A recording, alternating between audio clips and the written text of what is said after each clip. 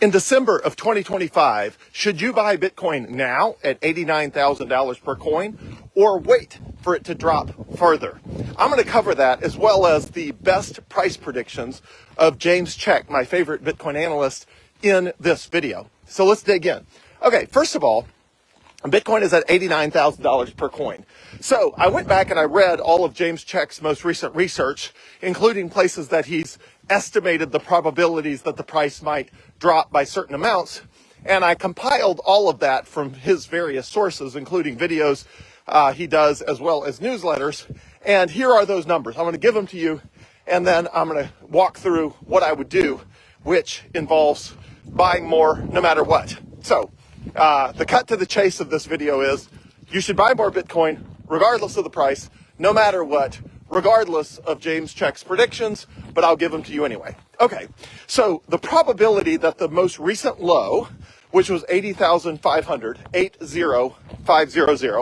probability that was the low of this cycle and that we are mostly just up from here is 40%, 40.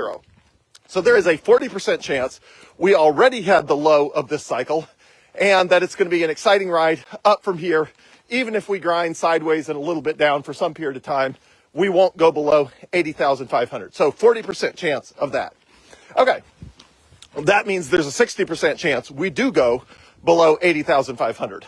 So 40% chance we've already set the low.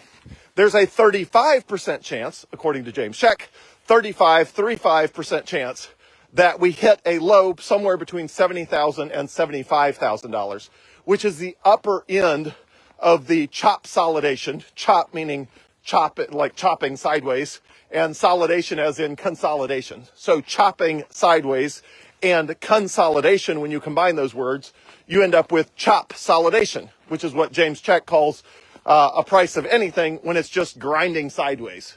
Chopping sideways, consolidation, grinding sideways, we'll call it, as he does, chop solidation.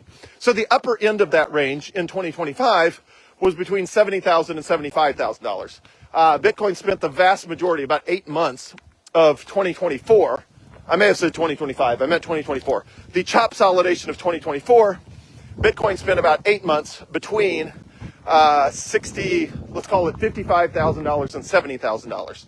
So the very high end of that, which had only spiked into very briefly at various points, was between 70 and 75,000. So James Check says, okay, 35% chance that we go into the upper end of that range.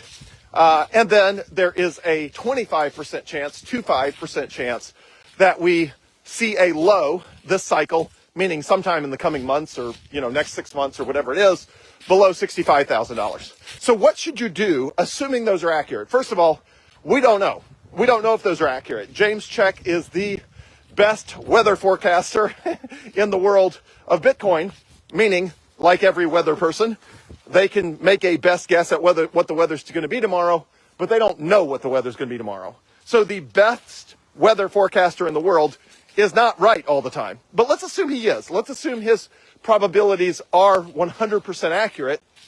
What should you do? Well, if you look at the history of Bitcoin, 100% of the time, the probabilities that Bitcoin will not go that low are way out of whack with what they would have to be in order to make waiting make sense. So, for example, waiting for $75,000 instead of buying it at $89,000, you're only getting a 15% discount, a 15% discount. But the upside of Bitcoin, whether or not you plug it into ChatGPT as 2x your money, 3x your money, or 10x your money, it's going to tell you that based on the price history of Bitcoin, which historically was much more volatile than it is now, meaning the probabilities it would give you are actually much higher than is realistic, even the highest probabilities it gives you would say you would need a much higher level of certainty that you're going to get $75,000 than James Check's giving you at 35% chance. So again, you need probabilities way up in the 90% chance to make sense for it to wait. And again, you can ask ChatGPT this. You can feed it the entire Bitcoin price history, which I've done, and I have a copy if you want it, and I've uploaded it in the past to Facebook, so you can just pull it down from Dropbox off of a Facebook link I uploaded a few weeks ago, or maybe a month or two back. But anyway, you can upload the entire history of Bitcoin, and you can say, hey, James Check says there is a 35% chance that Bitcoin's going to go as low as $75,000 after Bitcoin is already discounted as much as it is now in a drawdown, a price drawdown. What are the probabilities that it's going to drop 15% more, 15% more on top of how much it's already down from the all-time high? And it's going to give you a number. ChatGPT is going to say the probability that's going to happen is X, Y, or Z. And the probability that that's going to happen versus the probability that that would need to happen in order to make sense for you to wait is totally not in your favor weighting. I forget what those numbers are. I did not run them fresh because I spent so much time doing that about a month ago or something like that.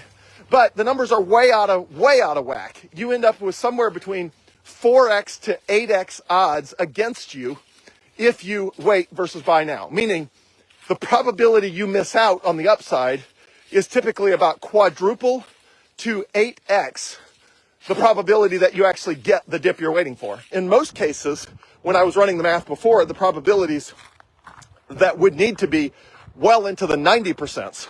And again, James Check is only giving you probabilities of getting into the 70s of 35% and probabilities of getting below $65,000 of 25%. So even if you add those, you're at 60%. 35 plus 25, you're at 60%. But the probabilities that tip the scales where it actually makes economic sense and statistical sense to wait are up in the 90s. So don't ever take a chance on something when you have a 60% chance of winning if your break-even point is up in the 90% chances. Like you're just absolutely massively working against yourself. Even if somebody gave me any amount of money right now, like literally this minute, if somebody walked up to me and handed me a $100,000 check, I would immediately buy Bitcoin regardless of the price right now. I would not check, I would not time it, I would not wait and see how things go Monday morning when the stock market opens. I wouldn't do anything stupid. I would buy as much Bitcoin as I could. I would buy it right now, and I would buy it regardless of the price. Because statistically, that's the only thing that makes any sense. And honestly, it's what I wish I had done in 2018 and 2019 and 2020. That's what I should have done. I didn't buy nearly as much Bitcoin as I should have. It's the same regret I have that everyone has. I didn't buy as much as I should have because it seemed expensive and I thought it would drop more. And I told myself if it did drop more, I would buy more. But then it did drop more and I didn't buy more. So even if you think you're going to buy more when the price drops, you're not going to. Because either the price will never drop, or if the price does drop, you will chicken out like we all do. Because human beings are genetically programmed to chicken out when an asset price is falling. So back in my case, back in 2017, I bought a fair amount of Bitcoin at about $9,000 per coin. So I'm up 10x, 1,000% gain. I told myself if the price dropped in half, down to 4,500, I was going to buy a lot more at half price. The price did drop to 4,500, and it stayed there for months on end, below 4,500, and I did not do what I said I was going to do. I did not buy a bunch of Bitcoin for $4,500 per coin because I chickened out. I had not done the research. I had not done the studying. I was afraid the price was going to keep dropping. I was afraid maybe the Bitcoin I had bought at 9,000 was, the party was shutting down. I had caught Bitcoin on the tail end. Maybe it was not going to recover. So I did not buy all the Bitcoin at 4,500 I thought I was going to. Even back then, if I had run the statistics, it would have said, don't do that. Don't play that game. You're going to get burned. Guess what? I burned myself by not buying the Bitcoin I said I was going to buy. I didn't buy the Bitcoin. I ended up worse off than I would have been. Don't play those games. I wish I had bought a ton more Bitcoin at $9,000. I wish I had not played that game. I wish I had not waited for a price dip. I wish I had not chickened out when the price dip actually happened, which is what you're going to do if you're waiting for a price dip. No matter what the price dips to, you're going to freak out because the price is dipping. The price will be dipping for a reason. When the price is dipping for a reason, people think it's going to keep dipping. And then as soon as they blink, it goes back up. And then they feel like they missed the dip. And now they don't want to buy it because it's expensive before. It's expensive again. At least that's what they perceive. And they promise themselves they're going to buy the next price dip. And of course they never do. Don't play those games. Buy as much Bitcoin as you can. Hold on to it for as long as conceivably possible. It never makes statistical sense to do anything else other than that. Again, the formula is the same. It's just not that hard. Buy as much Bitcoin as you can. Hold on to it for as long as conceivably possible. That's just how this works. And everyone who's ever done that has eventually, within months or years, been absolutely thrilled with the return on their investment. And sometimes, depending on when you buy Bitcoin, it takes time. Just like my $9,000 investment in Bitcoin. I had to wait a while. For months or even at some point longer than a year, it was below $9,000. But eventually, here we are, and it's now 10 times that price. I just had to be patient, and I wish I had bought way more Bitcoin before I had to be patient. But that's the formula.